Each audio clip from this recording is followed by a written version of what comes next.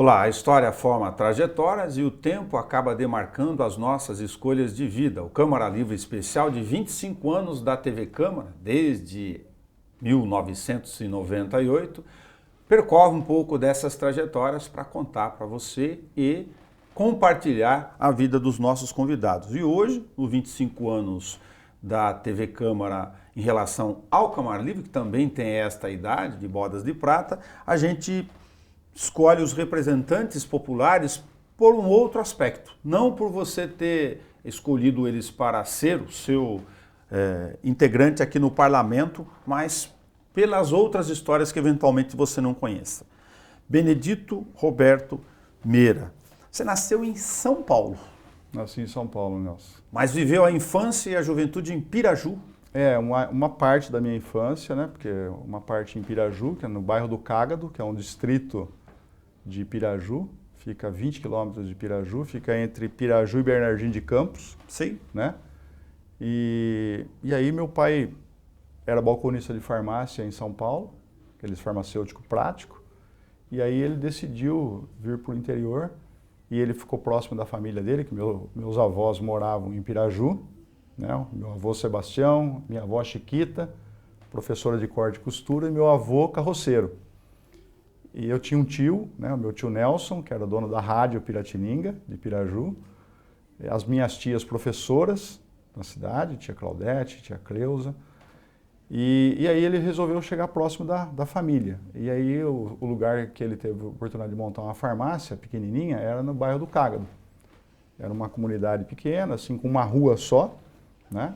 Tinha lá 2 vendas, tinha uma escolinha rural, tinha uma igreja, né, que eventualmente o padre de Piraju vinha até a igreja para celebrar missa de vez em quando, tinha as festas, né, aquelas festas tradicionais do bairro, e era um local que predominava a cultura do café, né?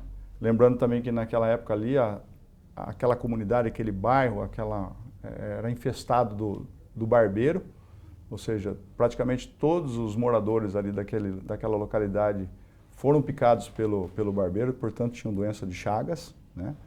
Eu e meu irmão nos livramos dessa praga ou desse inseto, porque minha mãe nos cobria com tule, né? Punha tule, um véu, para nos proteger à noite, porque nós morávamos numa casa de madeira. E a casa de madeira, né? O barbeiro ele se hospedava Na fresta ali? No vão entre as tábuas, com a ripa, ficava no meio. A ripa ela dava o acabamento, né? Então ele ficava no meio. Então, meu pai foi acometido de Chagas, meu pai veio a falecer em razão da doença de Chagas no coração. A minha mãe também tinha doença de Chagas, mas a doença de Chagas nela não se manifestou. Entendi. Ela veio a falecer bem mais velha, foi acometida por um outro tipo de enfermidade. Você nadou no Paranapanema? Aprendeu a nadar lá? Nadei no Paranapanema, ali tinha o bairro do Cágado. Por que chama bairro do Cágado? Porque ali tinha um rio, né, na comunidade, e tinha uma quantidade enorme de cágado, que é aquela tartaruga de água doce que a gente chama, né? Então por isso que chamava bairro do Cágado. O que o menino, depois adolescente, enfim, você via lá o pai, a família inteira, a cidade pequenininha, né, como todas, a maioria do estado de São Paulo, né, nessa característica, quando chegou na hora de escolher um ofício maior, como é que surgiu na sua vida? Fala, puxa, agora você vai lá para fazer a prova do Barro Branco. Então, saímos do bairro do Cágado, fomos para Santa Bárbara do Rio Pardo, que hoje chama-se Águas de Santa Bárbara, em razão da morte do farmacêutico. Morreu o farmacêutico na cidade, precisava fazer uma reposição do farmacêutico. O seu pai era o prático? Meu pai era o prático, mas o que também morreu era prático, não existia farmacêutico formado, era raro você encontrar um farmacêutico formado mesmo, né? Sim. E aí o prático, estava à busca de um prático na região, e o padre da cidade, o Dom Nicolau de Fluiguti, ele foi prefeito na cidade de Santa Bárbara do Rio Pardo por 18 anos, porque era uma cidade turística, e cidade turística não tinha eleição. Era prefeito nomeado? Era prefeito nomeado. E ele foi nomeado por 18 anos. E quando morreu o farmacêutico da cidade, né, o Paulo Delício, que é o nome da escola que eu estudei, o padre foi atrás de um farmacêutico e encontrou meu pai. E meu pai ofereceu para meu pai as condições para ele poder montar a sua farmácia lá em Águas de Santa Bárbara, em Santa Bárbara do Rio Pardo. Aí meu pai foi com dificuldade, o padre ofereceu a casa paroquial para nós morarmos, ofereceu lá um espaço de um comerciante para montar a farmácia e comprou o estoque da farmácia, porque meu pai não tinha dinheiro nem para comprar o estoque, obviamente com a obrigação de fazer a reposição depois de um tempo. Em 6 meses que meu pai ali se estabeleceu, meu pai conseguiu fazer a reposição do estoque, alugou um imóvel para que nós pudéssemos morar por conta dele, entregamos a casa paroquial, entregamos o imóvel que estava a farmácia e meu pai praticamente se consolidou ali. Aí eu passei minha infância, né? Cheguei lá em 68, 69, assisti a Copa de 70 lá, né? Comemorei a Copa de 70 lá, e aí eu fiquei lá até os meus 18 anos. Então, em 1980, né? Eu estudei toda a minha vida, estudei ali na escola pública, né? O ensino fundamental, ensino médio. Mas morando em Piraju? Não, morando em Santa Bárbara. Santa Bárbara, ali. Santa Bárbara. Santa Bárbara. Santa Bárbara. Eu me alfabetizei lá no bairro do Cágado. Tá. Né? Me alfabetizei lá. Aí, quando nós fomos para Santa Bárbara, foi aí que eu praticamente passei minha vida toda estudando ali. E um determinado dia, um tio meu que era do Corpo de Bombeiros, que ele era separado da minha tia, portanto eu não tinha contato com esse tio, ele ligou casualmente para o meu pai para pedir uma ajuda para uma prima minha, e ele me perguntou da minha pessoa. Aí meu pai falou, ele está terminando aqui o colegial, tudo. Aí foi quando ele pegou e falou, olha, pergunta para ele se ele não quer prestar concurso no Barro Branco. E meu pai também não sabia o que era Barro Branco, muito menos eu. Falei, Barro Branco é uma escola de formação de oficiais da Polícia Militar, é uma forma de você entrar na Polícia Militar e depois da formação você já é tenente da polícia, você tem uma carreira de oficialato. Aí eu peguei aquela informação, meu pai me passou, e eu fui prestar o tal do concurso em 1980, né? 79, 80, que era o finalzinho, né?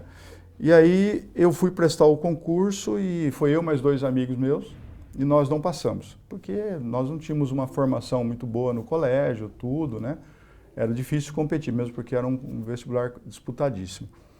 Aí meu pai ofereceu a oportunidade para eu ficar em São Paulo, fazer um cursinho, morava lá no Tucuruvi. Se preparar. E fazia um cursinho lá na Rua Sergipe, na rua uma travessa da Consolação. Então eu pegava o ônibus de manhã, 5h30 da manhã, e chegava lá 6:50 no cursinho. E aí eu me preparei aquele ano, e naquele ano eu acabei, no final do ano, prestei o Barro Branco e consegui ingressar no Barro Branco. Então eu entrei na Polícia Militar dia 1º de fevereiro de 81. Dessa fase de adolescente e jovem lá em Piraju, em Santa Bárbara. Em Santa Bárbara. Desculpa, eu confundo Piraju com Santa Bárbara. Os dois são muito pertinhos, né? Mas lógico, são cidades diferentes. Você chegou aí a frequentar o balcão, ser prático lá, ser balconista? Trabalhava com meu pai. Meu pai dava uma incumbência pra gente lá, principalmente a mim, porque minha irmã morava fora. Minha irmã ela morava com a minha avó, estudava fora. Então eu tinha assim, tanto é que eu fui até registrado, meu pai chegou a me registrar. Então, meu pai tinha uma tarefa muito árdua na cidade, porque ele atendia sozinho, trabalhava praticamente 24 horas por dia. Excepcionalmente, ele fechava a farmácia, às vezes, num domingo, depois do almoço, para dar uma descansada. Mas madrugadas e madrugadas, batia uma porta. O prático balconista nas cidades que não tinha um médico, não tinha nada. Pra você ter uma ideia, meu pai era ele fazia perito ad hoc da Polícia Civil, para fazer laudo de constatação de cannabis sativa, de maconha.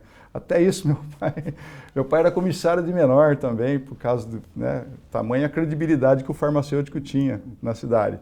Então essas eram umas coisas bastante interessantes. E aí eu aprendi com meu pai ali na farmácia muita coisa, né? E comecei, assim, de uma certa forma, a ter um apego para a área da saúde. Tanto é que eu tinha, inicialmente, vontade de fazer medicina, sempre tive. Entendi. Né? Mas nunca... Era uma distância muito grande para eu percorrer, porque eu tinha uma formação não muito boa na minha escola, né? Então eu teria que estudar muito, porque só tinha acesso à escola pública. Meu pai a condição também do curso. E a condição financeira e tudo mais. Então era uma coisa assim que era meio impossível para mim, né? Lá na minha cidade tem 2 amigos meus que fizeram faculdade pública de medicina, né? É o Ney, que hoje está em São Sebastião, que é um excepcional médico. Mas ele era uma pessoa assim a gente fala assim, fora da curva, de tamanha inteligência dele, né? Uma pessoa assim fora do comum. Médico. E tem um outro também que conseguiu, mas porque a família também, de uma certa forma, deram todo o respaldo financeiro para ele. Enfim, cada um foi para seguir o seu rumo. E aí eu entrei na polícia, eu me identifiquei muito com a polícia, né? E a primeira vez que eu fui fazer o vestibular no Barro Branco, que eu não passei. O que você te identificou? O que chamou a atenção daquele jovem? Olha, A questão da disciplina, o grupo? Por causa da disciplina, o grupo, o acolhimento que fizeram quando eu fui fazer o vestibular, eu achei assim, uma coisa assim, fantástica. Eu gostei principalmente do negócio chamado organização, era tudo organizado, tudo correto. Ó, você vai aqui, tudo muito bem organizado. Eu falei, puxa vida, isso aqui é o... Eu gostei desse lugar aqui, né? Parece que de imediato já deu uma... Eu assimilei com o ambiente, né? Embora nunca tinha imaginado em ser policial na vida. Nunca. Eu tinha amigos policiais lá que frequentavam a farmácia do meu pai, que são meus amigos, alguns são meus amigos até hoje, né? Que ainda são velhinhos, mas estão lá. Então, aquilo ali me acolheu, me encantou, vamos dizer assim. Aí eu falei, puxa vida, isso aqui é muito bom. Aí eu entrei na PM, fiz academia, conheci amigos, né? Surgiu a primeira vez em Sorocaba. Aí saí da academia em 83, dezembro de 83, e nós fomos designados para ir para o interior. E aí inicialmente fui para Sorocaba. Sorocaba tinha uma área bastante grande no interior, ainda tem, contemplava inclusive Botucatu, e aí me designaram para Botucatu, eu e mais 3 colegas. Aí nós fomos trabalhar em Botucatu, iniciar nosso trabalho de atividade de policiamento, né? Trabalhava no tático móvel, tudo que hoje é a força tática, e rondante oficial. O que é o rondante oficial? É o tenente que faz a ronda no policiamento. E aí, ali eu fiquei até agosto, de janeiro de 84 até agosto de 84, quando nós fomos promovidos a segundo tenente, todos, né, os aspirantes, porque quando você sai da academia, você sai aspirante a oficial. Você vai passar por um estágio probatório de 8 meses, depois você é promovido a segundo tenente, aí você tem a patente do tenente, do oficialato. E aí eu fui promovido, só que aí a nossa missão era voltar para São Paulo, todos. Nós nos formamos em 73, na época, né? Tá. Voltamos todos para São Paulo e fomos distribuídos para o batalhão da capital, porque a prioridade era a capital. E aí, na capital, eu fui trabalhar no 16º Batalhão, que é o batalhão que fica na Avenida Corifeu de Azevedo Marques, que fica ali próximo da cidade universitária, da USP. E também pegava a área do Palácio do Governo, tudo, né? Hoje o batalhão deu uma enxugada, diminuiu a sua área, mas na época tinha uma área bastante considerável. E aí eu fui para lá. E lá eu fiquei praticamente 1 ano, até um determinado dia, um amigo do meu pai, o Dr. Milbas, né, um advogado, que foi o fundador do MDB em Guarulhos, ele era muito amigo do Orestes Quercias, que era o vice-governador do estado à época. E aí, num dia, numa conversa, no bate-papo com meu pai lá em Águas de Santa Bárbara, ele perguntou se eu, né, que eles me chamavam de Benê, falou, Benê, onde que ele está? Está em São Paulo. Pô, será que ele não quer vir trabalhar em Bauru? Bauru é uma cidade boa, eu estou morando lá e tal, assim. Aí ele falou, doutor Milton, vamos fazer o seguinte, deixa eu ligar para ele, que ele está hoje, acho que ele está de folga. Aí eu estava de folga em São Paulo, meu pai sabia que eu morava no quartel, ligou no quartel, falou comigo, falou, o doutor Milton está perguntando se você tem interesse em ir para Bauru. Eu falei, pô, Bauru, eu tinha vindo a Bauru uma vez só na minha vida, né? E aí eu peguei, e vim com o Cláudio Lago, hein, para saber, do PT, foi meu amigo de infância lá, não tem nada a ver, entendeu? E aí eu vim a Bauru, né, eu peguei e falei assim, eu aceito, pode falar para ele que eu topo. Aí ele pegou, ele redigiu uma carta endereçada ao vice-governador, aí numa semana seguinte eu fui a Santa Bárbara, peguei a carta e levei até o palácio. Tinha um amigo meu que trabalhava lá no palácio, e pedi para eu entregar pessoalmente para o vice-governador. Eu esperei o vice-governador chegar, entreguei em mãos para ele. Falei estacionamento lá e pum. Mostrei, ele pegou e falou, do Milbas, meu amigo, fundador do MDB, nosso amigo, nosso companheiro de MDB, né? E aí ele pegou, olhou a carta, tudo, e falou assim, eu vou atender aqui o pedido do meu amigo do Milbas, você vai para Bauru. Eu vou ajudar a sua... Você veio Bauru numa circunstância do acaso, não tinha ideia da cidade. Não, nunca tinha imaginado em vir para Bauru, né? E aí eu peguei, 15 dias depois daquela troca de mensagem ali, daquela carta, eu estava em Bauru. 1985 você estava aqui. Então, em Bauru. Eu cheguei aqui em Bauru em 9 de setembro de 85. Né? Aí vim para cá, não conhecia nada. Comecei a morar no quartel, morava no quartel, que a gente chamava de Laranjeira. Laranjeira é o nome da pessoa que mora no quartel. Né? Hoje já não tem mais isso, mas antigamente tinha muito disso. Por que Laranjeira? Laranjeira porque o Laranjeira é uma expressão que a gente usa porque normalmente a sobremesa que tinha que servir no coisa era sempre laranja, porque não tinha outra coisa. Que tinha laranja então o Laranjeira ele pegava todas as laranjas que sobrava do rancho e levava para o alojamento. Laranjeira, então ele era um laranjeira, entendeu? Era por causa disso a expressão, entendeu? Laranjeira. E aí comecei a morar no quartel e aí comecei a trabalhar no policiamento, né? Porque eu tinha uma possibilidade, quando eu cheguei aqui, de ir para Lins. Só que porque tinha uma vaga de tenente lá.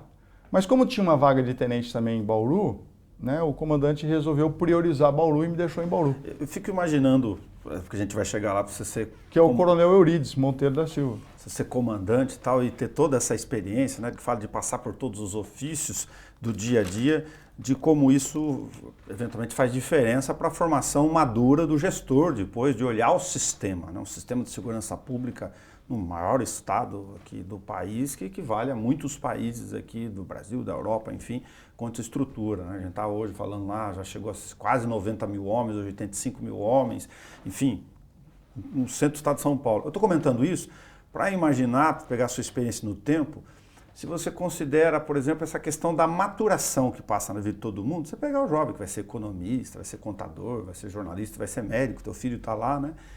E o cara, de repente, ele vira um jovem, tá aprendendo a vida e ele bota um revólver na cintura e ele é uma autoridade de segurança pública. Como isso é na cabeça da formação psicológica mesmo de um profissional dessa área. É só um negócio... Não, é uma coisa assim que do dia para a noite você está revestido de uma autoridade incrível. E eu entendo hoje, por isso que a gente tem que tomar muito cuidado, e isso nós fomos aprimorando na Polícia Militar, em você dar promover um acompanhamento daquele jovem que ingressa na PM, principalmente o tenente. Por quê?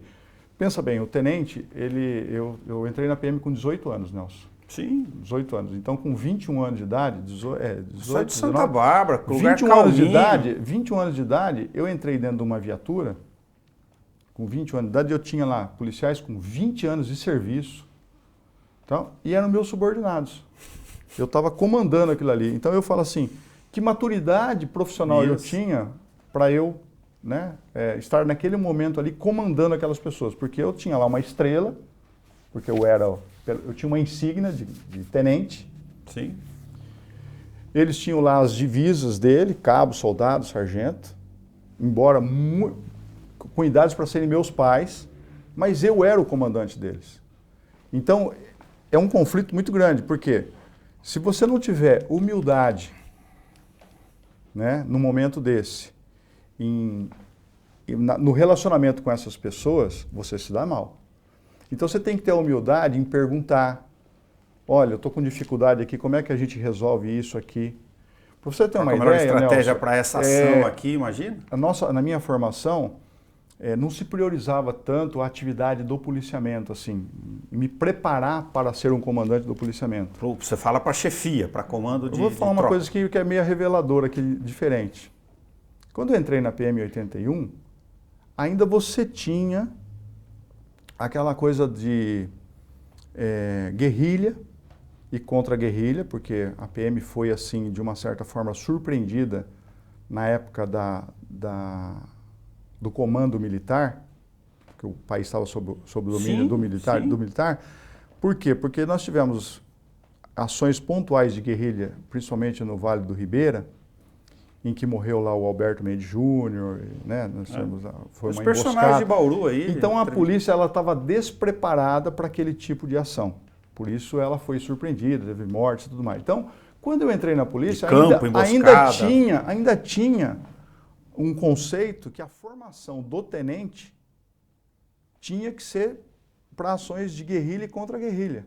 E a gente já estava num momento de transição que a gente estava mudando Porque era a fase lá da ditadura para a redemocratização que vem em seguida. E eu não estava com foco no policiamento. Hoje você pega um jovem que faz Barro Branco, ele tem um foco total para o policiamento, ele faz vários estágios. Sim. Eu tinha feito, quando eu terminei a academia, eu fiz 3 estágios operacionais. 3 estágios com um tenente dentro de uma viatura só. Aí pega o revólver e vai para a rua. Aí de repente eu sou comandante. E é o comando da turma. Então eu entrei numa viatura uma vez, em Botucatu, em que a comunicação do rádio, que é o principal instrumento que a gente tem ali para, né, da polícia, que a pessoa me chamou pelo rádio, comando, falou um monte de coisa, eu não entendi nada.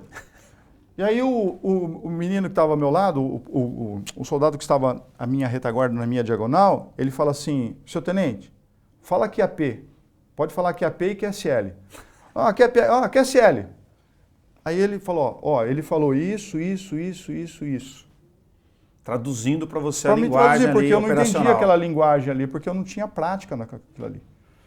E aquilo ali, naquele momento ali, aquela atitude daquele soldado foi tão importante para mim, que eu falei assim, eu tenho que aprender com eles. Não adianta eu querer dar uma de tenente aqui, de dar uma de comandante aqui, né? Querer ensinar essas pessoas a ler e escrever, sendo que eles já são alfabetizados há muito tempo. Aqui você já está falando de ser capitão da primeira companhia com 480 Não, homens, antes ainda. Esse é o começo da vida da gente, entendeu? Então eu estou falando para você que a gente tem que ter humildade num primeiro momento para poder aprender, entendeu? Sim. Principalmente quando a gente é jovem. Eu falo que o jovem, procuro falar isso para os meus filhos, né? Que às vezes tem um determinado problema, eles não têm a maturidade para resolver aquele problema como eu tenho. E isso é natural. Então, por isso que tem que ter o pai, a pessoa que é o amigo e fala, olha, não vai por aí, vai por aqui, assim. Então, a maturidade você só adquire com o tempo. Por isso que eu comentei isso de você ser jovem, saiu aqui de Santa Bárbara. Exatamente. Pegava estilingue lá, brincava na praça, acompanhava o pai na farmácia. E de repente eu sou um comandante de uma... Imagina isso para a cabeça do... Exatamente, é muita coisa, é muito rápido. Então hoje, aí depois você vai, né, aprendendo, conhecendo, aí as pessoas, o teu conhecimento que você adquiriu na academia, a tua formação intelectual lá, toda a grade curricular que te passaram, aí você vai agregando aquilo que você aprendeu com aquilo que você tem na prática e você vai se tornando um comandante, um líder junto à Você deu uma informação importantíssima para demarcar o tempo aqui, como é a questão de história e trajetória aqui, que é importante até para as pessoas, as novas gerações estão acompanhando isso. Nós estamos falando ali que lá nos anos 80, só para recuperar. Então, a maturidade, o jovem, o aprendizado, a enorme responsabilidade do dia para a noite, para sair de Santa Bárbara para vestir a farda no dia seguinte, que já é algo inimaginável na cabeça do jovem, né? Olha um menino PM na rua hoje, e passando por um processo de uma formação de uma corporação de segurança pública que tinha a concepção dela do conceito baseado ali na ditadura. Porque o país estava tentando sair daquela fase ainda. O que era a Polícia Militar? Era uma força auxiliar das Forças Armadas. Ou seja, o Exército tinha as polícias militares como uma tropa reserva. Olha, se eu não der conta aqui, eu chamo. Então, essencialmente, a nossa tropa ela era aquartelada. Ela tinha uma formação direcionada exclusivamente para os interesses em defesa territorial, defesa interna, né, que é a missão principal do Exército Brasileiro, das Forças Armadas. Então, em policiamento mesmo, nós somos... A polícia começou a mudar a concepção e o conceito de policiamento em 84, 85, quando veio o governador Franco Montoro. O governador Franco Montoro ele deu uma roupagem diferente para a polícia militar, que ele falou, não, polícia militar, eu quero a polícia na rua, eu quero a polícia voltada aos interesses da comunidade, eu quero a polícia... Aí que começou a criar-se o conceito de polícia comunitária. Entendeu? Por quê? Porque o Montoro. Exatamente. O Montoro foi uma pessoa assim... Primeiro que ele foi uma pessoa que valorizou a corporação como ninguém mais fez. Não teve governador que fez mais do que o governador Franco Montoro. Não teve.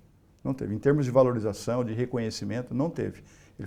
Então, a Polícia Militar tinha uma gratidão ao Montoro tamanha que qualquer coisa que ele pedisse, qualquer coisa que viesse de uma orientação do governo, você acataria. Então a polícia começou a mudar essa concepção dela de força auxiliar do Exército, na época, né, voltada aos interesses das Forças Armadas, porque as Forças Armadas, o Exército, tinha o comando do país.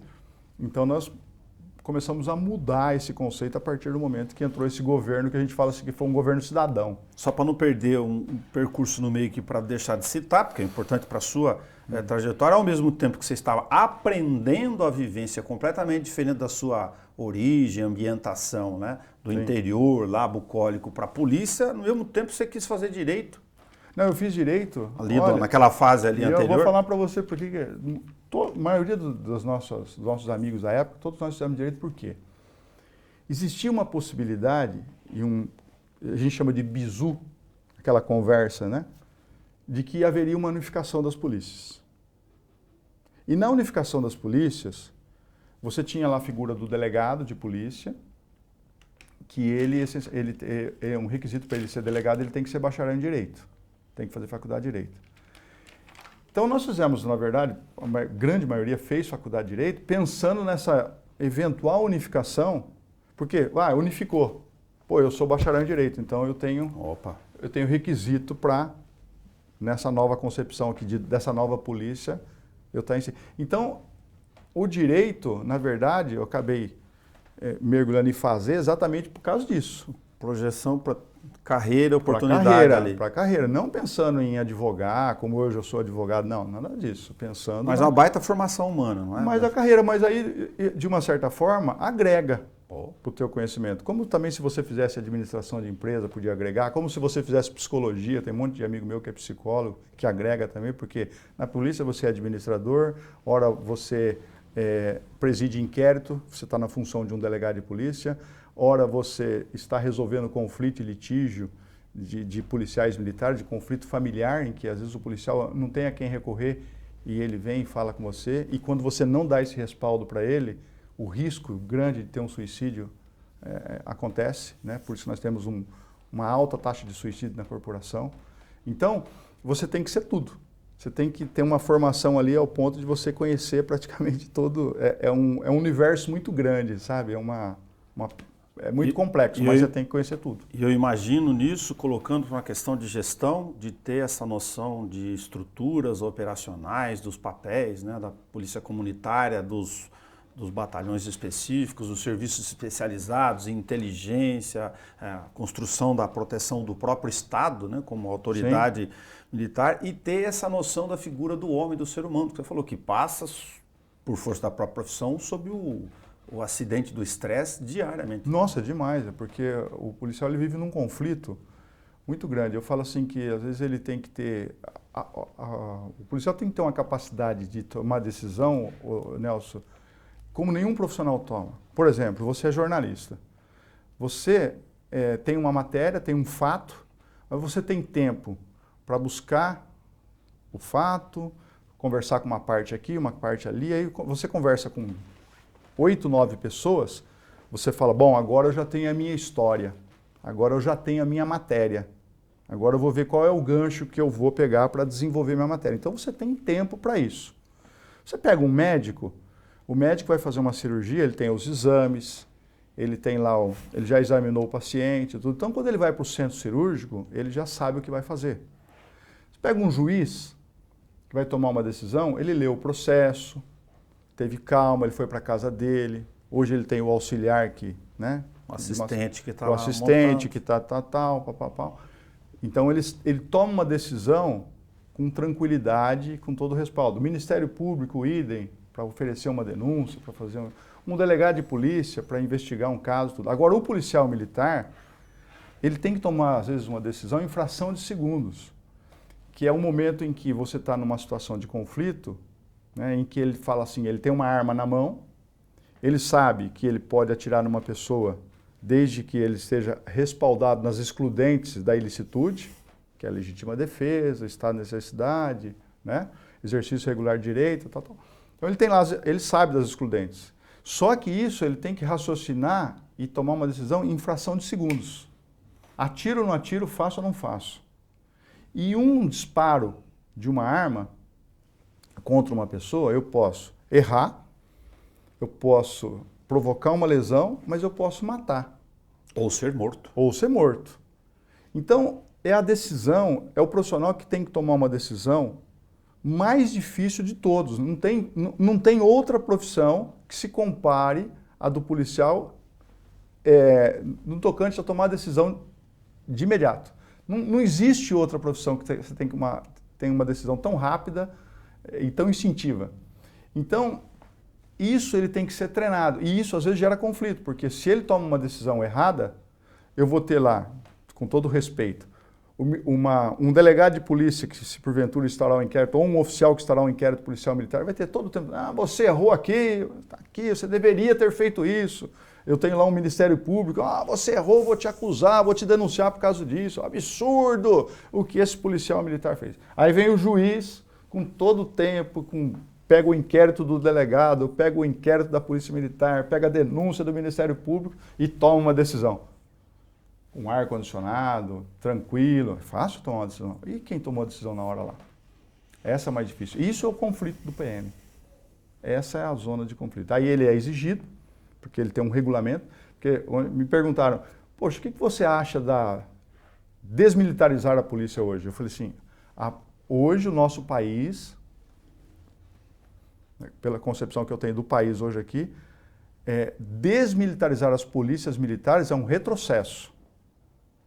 Nós ainda não estamos preparados para colocar 500 mil homens e mulheres sem ter o vínculo com o militar. Agora, por quê? Por que o militar? Porque o fato de você ter a condição de militar, eu tenho um controle desses profissionais muito maior por causa de duas coisas. Regulamento disciplinar, e eu tenho um código penal militar e um código de processo militar absolutamente rigoroso.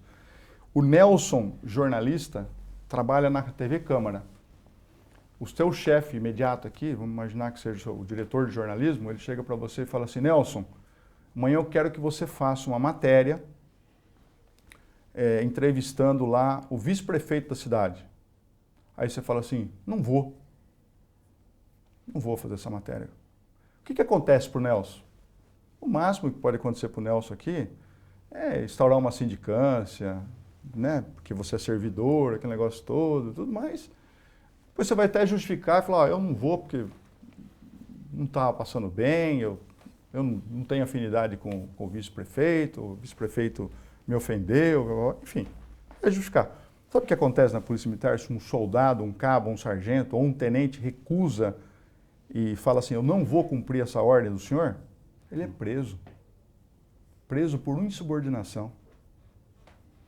É preso em flagrante, ele vai preso. Sabe o que é isso? Então, qual outra categoria profissional que eu tenho um controle, que eu tenho, assim, de uma certa forma, eu tenho ferramentas para ter um controle dessas pessoas?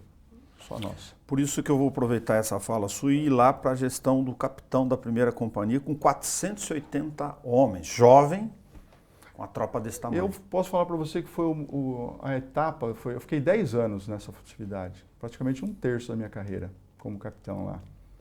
Foi o momento mais desafiador e mais importante da minha vida. Eu falo mais importante até mesmo do que o comando geral da PM. Por quê? Porque foi o momento em que eu de fato comandei. Eu fiz o exercício do comandamento. O que é isso? Eu tinha lá 480 pessoas subordinadas a mim e eu tinha uma responsabilidade para fazer o policiamento ostensivo na cidade de Bauru. Então, tudo que dizia respeito à segurança pública no município era minha responsabilidade. Então, por exemplo, você ia num campo de futebol, a responsabilidade pelo policiamento no campo de futebol era minha. Isso é o briga do amador, você tinha comando de bafômetro da rua, Nelson, verificar a o documentação. pessoal fala em amador, carro, fala assim, o Meira não gosta do futebol amador. Não é que não gosto, não é nada disso. Sempre gostei de futebol amador. Trabalhei muito no futebol amador como tenente, porque nós tínhamos escala de policiais todo final de semana no futebol amador. Depois, com o tempo, foi mudando essas prioridades. Escolas, nós tínhamos aqui, a gente utilizava, eu cheguei um dia, fiz uma proposta para o comandante, e ele me autorizou, eu tinha 40 músicos que tocavam na banda. Eu peguei para o comandante e falei, comandante, me ajuda. Eu preciso fazer policiamento nas escolas, eu não tenho efetivo. Me dá o efetivo da banda, né, para poder fazer a entrada e saída de alunos. Então eu tinha o efetivo da banda, né, e o comandante falou, pô, você tem razão. Eles podem fazer o treinamento deles aqui como músico, porque eles eram do quadro de músicos da Polícia Militar. Clarinete, E saxofone. são policiais excepcionais. E eles iam para as escolas. Então eu levava sempre uma pessoa para acompanhar, um outro policial e tudo, mas eles tinham ali eu tinha 40 policiais trabalhando exclusivamente nas escolas. Que para aquela época, né, em 95, era mais do que suficiente. Então eu tinha lá um policiamento, mesmo assim eu tinha problema, como tiver morte em escola, teve um jovem que matou um outro lá. Depois a companhia de trânsito, no outro momento, Aí ajudou muito, porque era municipalizado. Então, o trânsito também estava sob minha responsabilidade. Então eu tinha praticamente a guarda da cadeia, quantas e quantas rebeliões na cadeia pública. Então, esse momento dos 10 anos que eu fiquei à frente da companhia, eu tinha que fazer gestão da manutenção da frota, eu tinha que fazer a gestão dos policiais, eu tinha que conhecer os interesses de cada policial, as dificuldades de cada um, quando que ele podia entrar de férias, porque eu sabia que a mulher, a esposa, trabalhava num órgão público e também só entrava de férias em janeiro, então eu tinha que tentar conciliar aquele policial a entrar de férias em janeiro. Pô, então você tinha que fazer né, quando o policial estava com dificuldade, tinha muitas coisas disso, Nelson, uma coisa que os policiais não esquecem. Eu lembro que o policial chegava para mim e falou assim, chefe, eu estou de serviço sábado à noite e é aniversário do meu filho. O senhor pode me ajudar? Eu falei, posso, você vai para sua casa, você vai para o aniversário do seu filho. Acabou. Porque aquilo ali não tinha coisa mais importante para aquele policial estar presente. E quem que tinha quem era a autoridade que poderia conceder aquilo ali? Era o capitão. Então o capitão... Se na terça, meia-noite, você precisasse dele também lá para falar... Exatamente. Então, quando eu precisava desse policial, ele passava 3, 4, 5 dias comigo alongado. Como teve greves aqui, por exemplo, greve de ferroviários, que nós chegamos a dormir aqui próximo, aqui às estações, por quê? Porque tinha interdição, tinha isso, bloqueio, tinha risco de descarrilamento de trem. Eu sei que vai ser impossível falar da trajetória sua com tantos casos, mas eu preciso entrar aqui o que você foi fazer em Domélia depois numa turma que veio fazer uma zona na zona do counter? Então, isso aí foi uma das ocorrências mais marcantes da minha vida como segundo-tenente.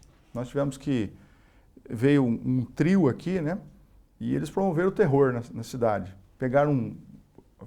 Foram na zona, deram alguns tiros na zona, saíram lá com prostituta e tal. Pegaram um motorista de táxi lá para fazer uma corrida, mataram o motorista de táxi, roubaram o táxi dele. Depois eles foram num motel, roubaram também lá um carro no motel, né, com um casal saindo, estupraram a menina que estava do casal. Aí saíram dali, foram lá praticar o outro. Então, enfim, foi uma noite, barbarizar em 24 horas assim. E aí nós ficamos correndo que não doido. E naquela época, graças a Deus, tinha uma rede de informações muito boa. E um policial importante que foi vereador em Piratininga, que eu gosto muito dele, que é o Zé Gordinho. O Zé Gordinho foi a pessoa que, na época, veio, eu estava de serviço, ligou para mim lá de Piratininga e falou, ô tenente, você não pode dar um pulo aqui em Piratininga? Eu falei, vou lá. Aí fui lá, preciso falar com o senhor pessoalmente e tal. Eu fui lá e ele falou, eu sei onde é que estão esses caras que fizeram essas broncas aí, esse latrocínio, que mataram o taxista, tal. Eu falei, como você foi? Não, veio uma informação para mim de um trabalhador lá da Fazenda Globo, lá tinha 30 casas de colonos lá, e eles estão lá. Teve um colono lá que o abrigou, que é um filho de um colono lá que é bandido, tal. Lá em Domélia. Lá em Domélia, na Fazenda Globo. Como lá era município de Agudos, nós tivemos que falar com o delegado de Agudos, para a gente fazer alguma coisa em conjunto, que era noite, tudo, aquela, né, inviolabilidade de domicílio, aquele negócio todo e tal. Aí nós pegamos um delegado, o delegado de Agudos, na época quem conduziu a viatura para ele foi um soldado, pegamos uma viatura da PM para ele ir com a viatura PM, formamos um grupo de investigadores aqui de Bauru e mais de policiais e rumamos todo para lá e conseguimos prender esses 3.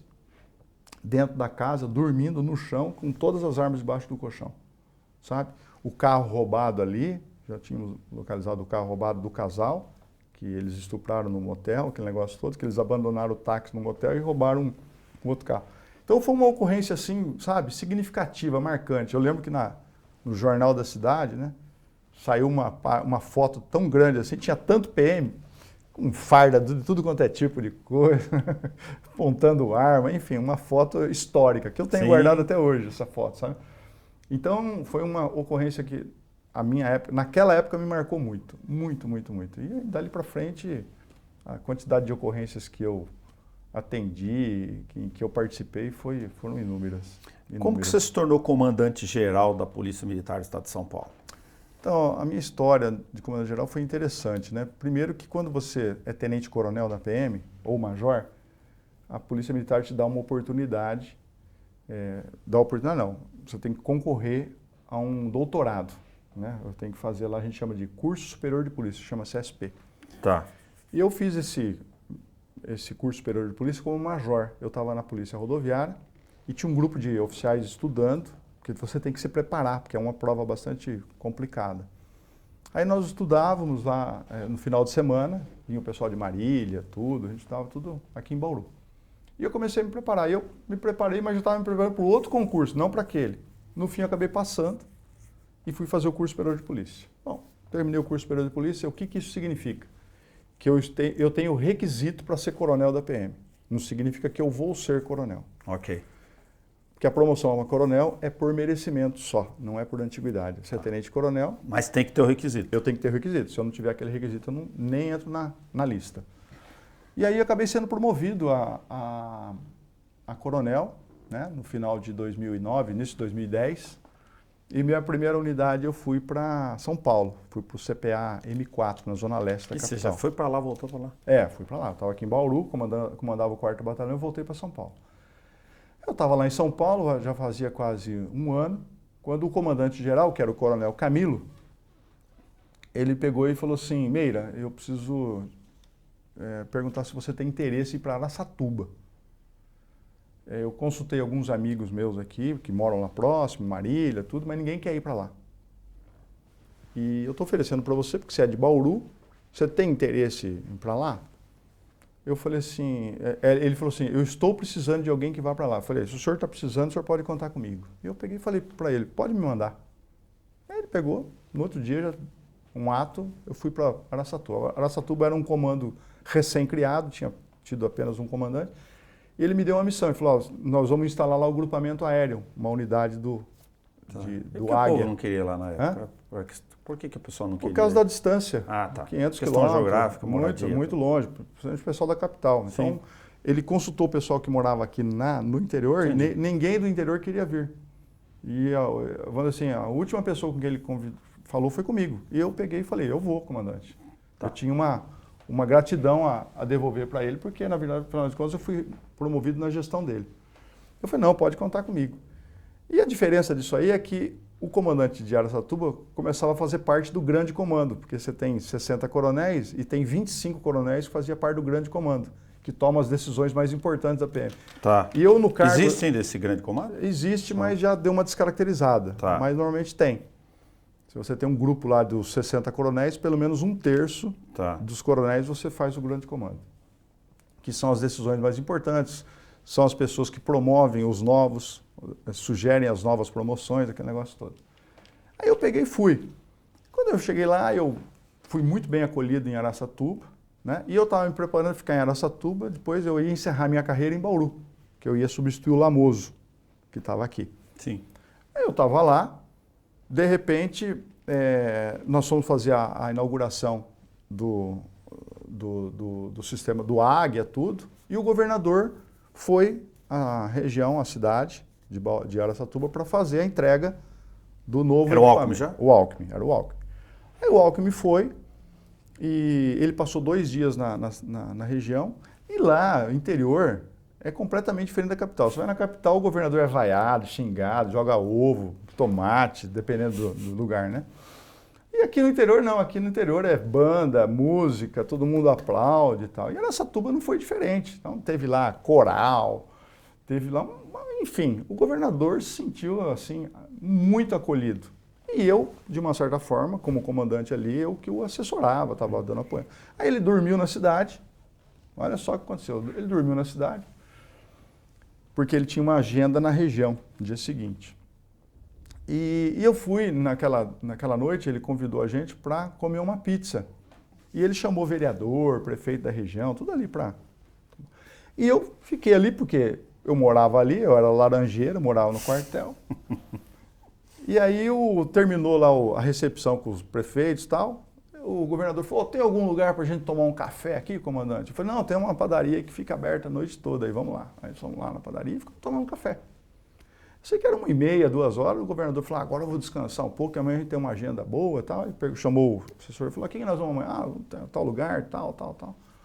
Aí ele perguntou, ô comandante, o senhor nos acompanha? Eu falei, não, o governador, pode contar comigo, amanhã eu estou lá. Nós vamos juntos, sim. Aí, visitando a cidade, vereador, entregando isso, entregando ambulância, coisas de Sim. governador. Então, beleza. O governador foi embora, fui lá, acompanhei tudo, tal. Passado uma semana, Sidney Beraldo, hoje lá do Presidente do Tribunal de Presidente do Contas, Tribunal de Contas, ele era o chefe da Casa Civil. Sim.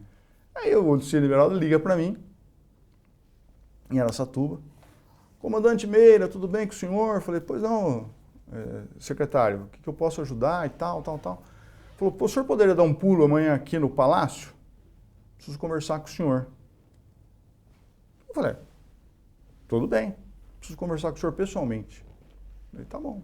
Não me adiantou nada, eu fui embora. Liguei para o comandante-geral e falei, ó, o chefe da Casa Civil me ligou e pediu para eu estar amanhã no Palácio. Ô, Meira, tá bom, qualquer coisa. Se algum problema, eu falei, pô, sei lá o que eu fiz aqui, eu não fiz nada de errado, tá, deu tudo certo. Ele falou, não, vai lá, depois você me dá um retorno. Eu falei, tá bom.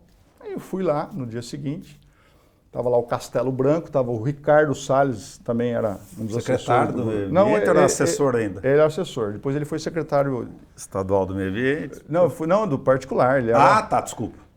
Tinha um secretário particular lá, né? Tá. Aí eu fui recebido lá pelo Sidney Beraldo, o Sidney Beraldo falou assim, ó, o governador quer falar com o senhor, quer fazer uma proposta para o senhor. Eu falei, proposta? Ele não está muito contente com o atual chefe da Casa Militar e quer fazer uma proposta para o senhor. Eu falei, tá bom. Cheguei lá, o governador falou assim, comandante, o senhor aceita ser o novo chefe da Casa Militar? Eu falei assim, poxa, governador, eu não tenho tempo nem de pensar, eu aceito. Quer comandar institucionalmente a segurança. A segurança do governador. Do Palácio dos Bandeirantes. E você é cargo de secretário. E o coordenador estadual da Defesa Civil. Eu saí de Araçatuba. E por que ele fez isso comigo? Porque o atendimento lá. Acolhida tudo, lá. Tal. Eu fiz aquilo que qualquer um faria. Mas ele se sentiu confortável. E ele estava com dificuldade com o gestor lá. Eu falei, beleza. Eu saiu dali, ele falou assim, chamou já a secretária de Justiça, que era a doutora Heloísa, uma que é do Ministério Público, e já falou, ó, já prepara o diário oficial para hoje, tudo, tal, eu quero a posse do Coronel Meira amanhã. Eu liguei para minha mulher, falei para ela, ó, vem correndo para cá, né?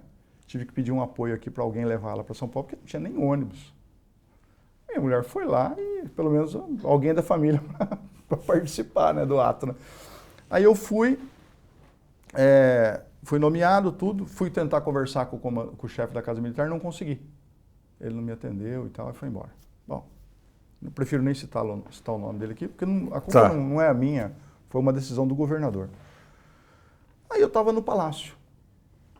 Então, ali comecei a viajar muito com o governador, cuidava de tudo. Aí é segurança institucional mesmo, Meira? Tem que saber tudo, dos filhos, da coisa, decidir tudo. Mulher, esposo, que faz a rotina. Tudo. Tem que cuidar de tudo. Tudo. Vai para a cidade, outra, você preparar tem uma equipe, quem que vai cuidar lá. Precursor, que a gente chama, né? Quem que vai fazer a varredura antes, que lugar que vai passar. Tá. O bom disso aí é que a Polícia Militar, você tem os órgãos de inteligência. Em cada cidade, em cada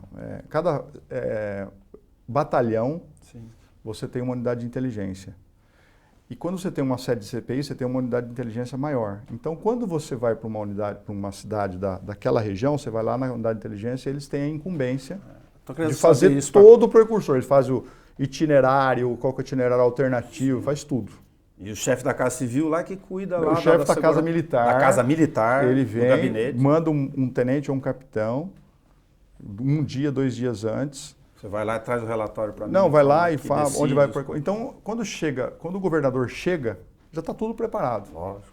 Mas eu digo os filhos. Um filho era piloto aí de o helicóptero. Aí o vai filho é o fazer não sei seguinte, o quê. a quem tem direito à segurança? Os filhos e netos. Entendeu? Então você tem lá, bom, eu tenho lá um filho casado. Na época tinha o filho casado do Alckmin e morava no México. Então, tudo bem. Estava tranquilo. Aí tinha a filha que era casada com um empresário, né? Então, a filha tinha direito à segurança. Aí tinha o filho que morava com ele, que é o piloto de helicóptero, né? Que faleceu depois, que morava com ele no palácio, porque ele era separado. Tá. Mas ele tinha uma neta que morava com a mãe. Então, tinha que dar segurança para a neta. Então, você tem toda essa logística para cuidar dele e do vice-governador. Dos dois. Então, você tem toda uma estrutura para cuidar disso. Aí você tem a segurança patrimonial do palácio também. Sim. Então essas duas principais atividades. E, além disso, você é coordenador estadual de defesa civil. Então, você tem uma outra incumbência de cunho político, de cunho estratégico, né? Tragédias, área de risco. Exatamente. Então, são várias atividades, mas você tem uma equipe boa, isso ninguém pode negar. Não tem equipe, sim, tem mais. O nosso efetivo, comparando com os outros estados, era muito acanhado. Pra você ter uma ideia, enquanto eu tinha lá 80, 90, 100 homens na Casa Militar, Rio de Janeiro tinha 600. Mato Grosso tinha 400. Então, as coisas assim absurdas. Umas aberrações, umas coisas fora da curva. Bom, aí eu estava no Palácio, aí surgiu uma crise na Polícia Militar, muito forte. Qual foi a crise? Muitos policiais sendo mortos, né, na frente de casa, no caminho do trabalho, e muitos policiais tomando tiro na cara. Quando você tomava tiro na cara, a gente chama tiro de esculacho. Ou seja, é para zombar mesmo, entendeu? É para afrontar. E aí a gente percebia que tinha um policial morto, logo em seguida você tinha uma chacina, que eram os amigos do policiais que às vezes iam tentar, enfim, era uma coisa assim. Só que precedia a morte do PM, tinha uma morte de algum bandido. Então tinha um bandido morto, aí a facção criminosa mandava matar o primeiro policial que encontrasse, e aí depois morria o policial também de forma, né, matava às vezes, a morte mais impactante na época foi de uma policial militar negra, que ela estava com a filha de 9 anos chegando em casa, deram 3 tiros no rosto dela, a Isabelina. E aí, em razão daquela morte, aí teve chacina, então era uma coisa assim meio viciosa. Imagina. Então entrou numa crise, aí o governo ficou, de uma certa forma, é que nem time de futebol, o time não estava indo bem, ele precisava trocar o técnico, ele trocou o secretário, que era o Dr. Ferreira Pinto. Aí o Dr. Ferreira Pinto, ele estava indo bem, ele já tinha participado, sido secretário da administração penitenciária, era o secretário da Segurança Pública, aí era ele que tinha que sair. Não tinha como mudar mais ninguém, vou mudar quem? Vou mudar o secretário. Aí estava a escolha de um secretário. Surgiu-se o nome até do Alexandre de Moraes, na época, tudo. Depois ele sucedeu o Dr. Grela. Aí houve bastante especulação, eu estava ali no Palácio vendo essas especulações, quando surgiu o nome do Dr. Grela. Aí eu tinha conhecido o Dr. Grela como Procurador-Geral de Justiça, mas não o conhecia pessoalmente. Do Ministério Público. Aí um determinado dia ele foi lá, que estava na iminência, não tinha sido o nome dele, não tinha sido anunciado ainda, mas ele ia conversar com o governador, participar de uma reunião com o governador num período da manhã. E o secretário de comunicação, que chama Márcio White, trabalhou na Veja, num monte de lugar e tal. O Márcio White é uma pessoa muito habilidosa, ele chegou para mim e falou assim, e a gente trabalhava no mesmo piso, no piso térreo do palácio. Aí ele me chamou e falou assim, comandante, não pode fazer um favor para mim? Puta, eu preciso de alguém que faça uma sala para o Dr. Grela, porque o Dr. Grela vai falar com o governador e tal, e eu vou falar de antemão para o senhor, ele vai ser o novo secretário da Segurança Pública. Eu falei, poxa, que legal, tal. Beleza. É que o governador tem uma agenda, surgiu uma agenda, eu tenho que levar o governador e eu tenho que acompanhá-lo. Então a reunião dele estava marcada para as 8h30, nós vamos chegar aqui às 11h30, meio-dia. O senhor não faz uma sala nesse período? Pode usar a minha sala lá e tal. Peguei, Seguro, traz o cara aí. Fui receber o Dr. Grela. E o Dr. Grela, fomos tomar café, fui mostrar para ele algumas coisas do palácio, né? Que ele já conhecia tudo. E fiquei conversando, ele falou, o que está acontecendo na PM e tal? Aí eu fiz um relato para ele, ele falou, está acontecendo isso, porque eu sabia que eu conversava com meus amigos coronéis, né? Sabia que estava rolando. Ó, a crise aconteceu por causa disso. Bom, aí o governador chega, ele fala assim, ó, comandante, agora à tarde eu vou ter uma reunião com 3 coronéis lá na secretaria, que eu vou escolher o novo comandante-geral. Eu achei que ele ia manter o que estava, sabe? Porque o que estava é um menino muito bom, que era o Roberval, o coronel Roberval. Ele falou, não, eu vou mudar o delegado-geral e vou mudar o comandante-geral. Falei, tá bom. E eu vou conversar com 3 e eu vou entrevistar um dos 3, vai ser o comandante-geral. E eu fiquei curioso, querendo saber quem que eram os 3. Aí, no fim, ele resumiu, ele restringiu a 2 só.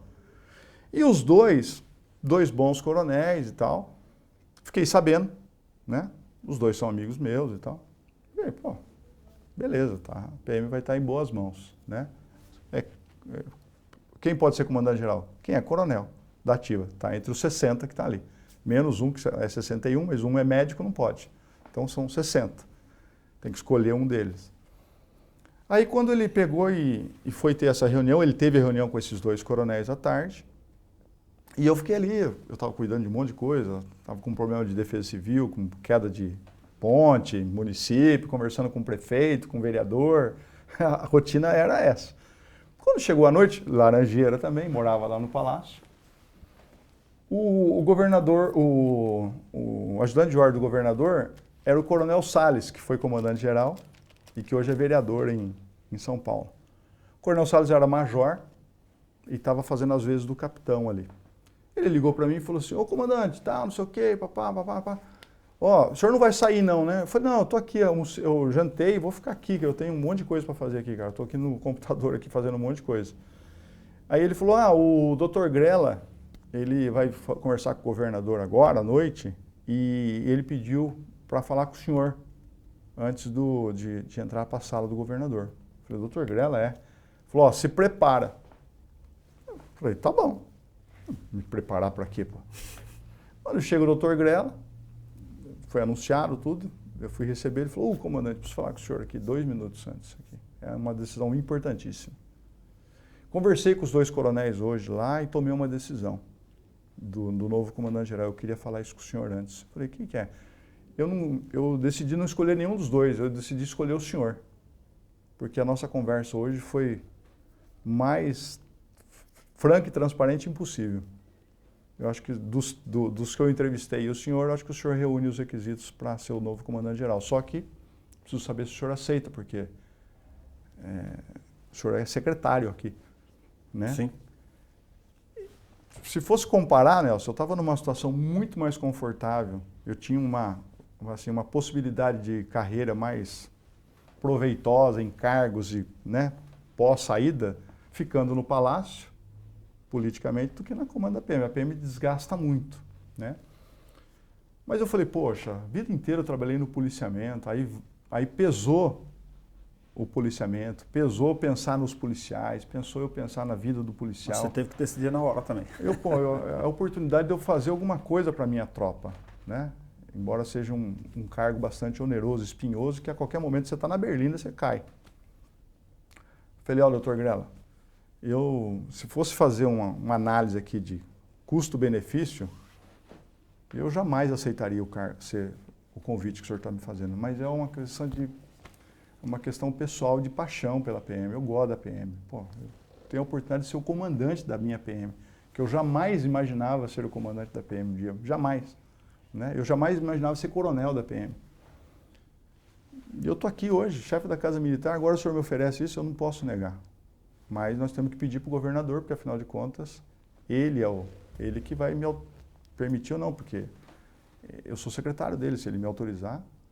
Entrei na sala do governador, o doutor Grela contou a história, falou, entrevistei isso, mas eu queria o coronel Meira, eu queria saber se o senhor libera. Ele falou assim, o comandante é que decide. Se o comandante achar que deve, em prol da Polícia Militar, em prol do Estado, eu falei, então, governador, eu estou aceitando. Isso era 10 horas da noite. Eu falei, e agora, né? E eu falei, ele falou, não, vamos publicar essa noite. Diário Oficial até a meia-noite está liberado para o governador. Ele já tinha o nome do delegado-geral, que era o Blasek, a doutora Norma da Polícia Técnico-Científica e o Meira. E aí, cara, eu fui comandante-geral. Assim. Então, eu escolhi, eu fui lá e eu fiz política para isso, falei com político para... Nada. Aconteceu ao acaso. Se eu não tivesse em Araçatuba, quando o governador... Tinha aparecido a oportunidade, entendeu? Então, lugar certo, momento certo da carreira. Então, foi tudo assim, eu tenho São que... Paulo. Eu faço um agradecimento isso aí exclusivamente a Deus. Não tem outra... se eu fui colocado em todos esses lugares assim, não foi ao acaso, foi porque, de uma certa forma, a minha vida já tinha ali um sentido e um destino, entendeu?